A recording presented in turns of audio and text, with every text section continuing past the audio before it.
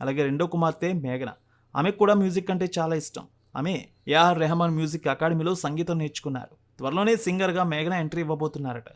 ఇక ప్రకాష్ రాజ్ జీవితంలో ముఖ్య సంఘటనలు చూస్తే, ప్రకాష్ రాజ్ బహుభాషలో తెలిసిన నటుడు.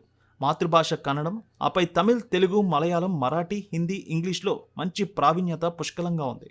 ఏ భాషా చిత్రంలో నటిస్తే అందులో అంతరంగాన్ని పట్టుకునే ప్రయత్నం చేస్తారాయన. గుల్జార్ కవితలంటే ఆయనకు మహా ఇష్టం. అలాగే తెలుగులో అమృతం కురిసిన రాత్రి ఇష్టమైన పుస్తకం. ఆయన శ్రీశ్రీని బాగా చదువుతారు. చలం భావజాలాన్ని పట్టుకున్నారు. అందుకే ఆయన్ని అన్ని భాషల ప్రేక్షకులు హక్కును చేర్చుకున్నారు.